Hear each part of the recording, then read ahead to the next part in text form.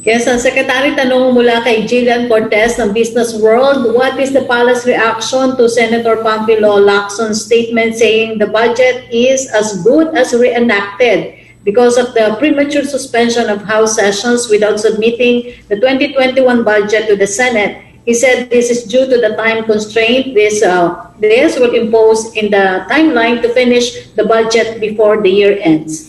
Well, pangatlong beses ko na po ulitin ng Tolentino versus Secretary of Finance, hindi naman po dahilan para maantala yung deliberation sa committee level sa Senado ng ating budget yung nangyari sa Kamara de Representante. At sa tingin ko po, pagdating ng November 16 ata ang sinabi ng House Speaker natin na ma-approve nila on third and final reading, may sapat pa rin naman pong panahon. Kung hindi, December 14 naman po yung kanilang recess, pwedeng humingi ng special session para po patapos ang budget. May mga nagtatanong kung magpapatawag ba ho ang Malacanang ng isang special session para maiwasan ang delay sa pagpasa ng budget. Nag-issue na po tayo ng statement tungkol rito. No? At ang sabi po natin ay mataas po ang kumpiyansa ng palasyo na may sapat pang panahon para magtapos po ang deliberation, kaya walang dahilan para ito po ay ma-delay. Para mas maunawaan po natin ito, tignan po natin yung dalawang kaso na sinide ko doon sa ating press statement. Ang una po ay ang Tolentino versus Secretary of Finance at ang pangalawa po ay ang Alvarez versus Quingona. No, ang parehong kaso po ay nadesisyonan ng ating kataas-taasang hukuman. No? Yung unang kaso po ay tungkol po dito sa pagpapas ng VAT. No? At ang sinasabi nila, hindi daw nasunod yung probisyon ng saligang batas na lahat po ng mga appropriations bill ay dapat nagmumula sa ating Kamara. Ito po yung sabi kasi ng saligang batas, no, na lahat po ng appropriation bill, yung mga revenue at tariff bills at yung mga local bills ay dapat magmula sa House of Representatives at dapat mag-concur o propose ng amendments ang Senado. Ang issue, kinakailangan ba mapasa on third and final reading bago po maka-akto ang Senado? Ang sagot po ng Korte Suprema, hindi. Dahil ang sabi po sa kaso ng Tolentino, kinakailangan lamang na maunang mag-file ng revenue or appropriation bill sa mababang kapulungan.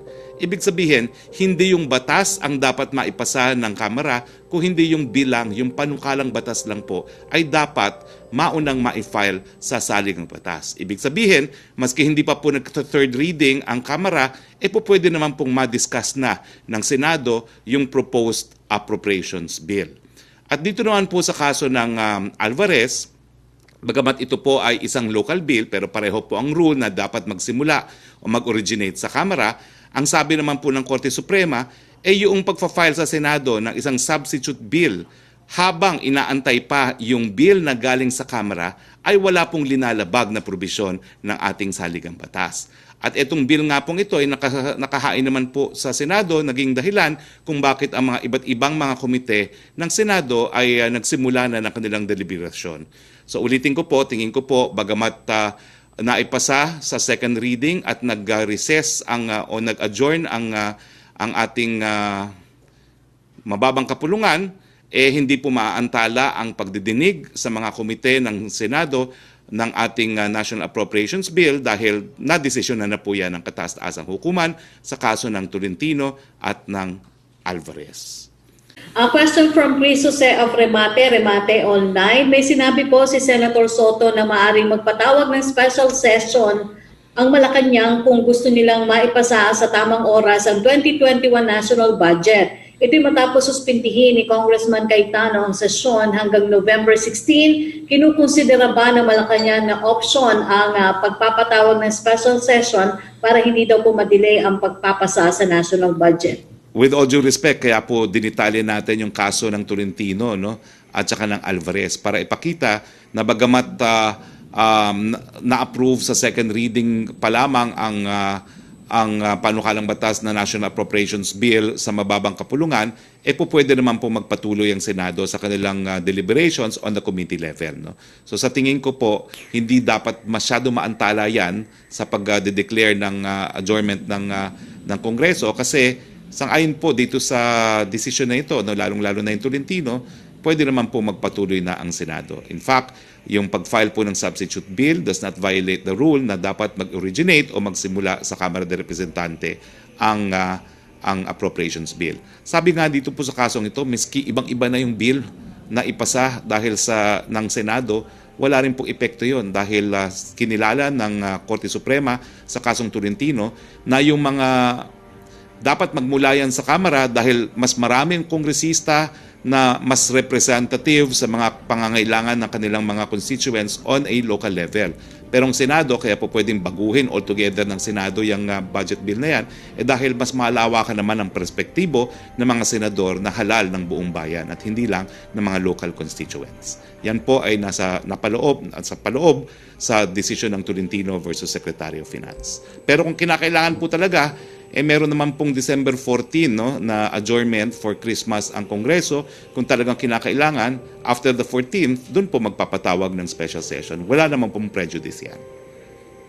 Okay, ang second question po niya, para naman daw po kay Senator Lacson, dapat daw linawin ngayon ni Pangulong Duterte ang kanyang posisyon kaugnay sa lumalalang bangayan sa speakership post sa Kongreso na nakakaapekto na sa timely passage ng 2021 national budget. Gave ni Senator Lacson ang clear signal mula sa Pangulo o kung sino ba talaga mula kina Speaker Alan Peter Cayetano or Congressman Lord Alan Velasco ang dapat maupo sa pwesto ay makakatulong na hindi na lumala ang awayan sa Kongreso.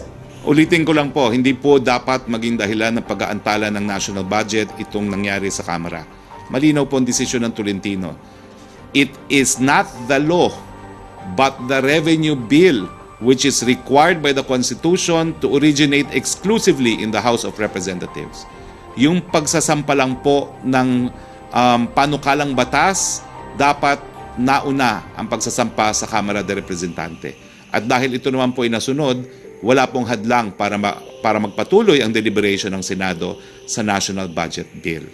Ganun pa man, in the same way na ang presidente naman po respeto ang individual na opinion o boto ng mga miyembro ng Senado kung sinong dapat maging Senate President, malinaw na malinaw po ang mensahe ng presidente.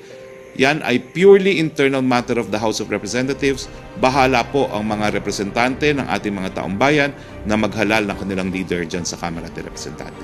Malinaw na malinaw po ang posisyon ng presidente at malinaw rin po ang konstitusyon at ang jurisprudence tungkol dito sa bagay ito.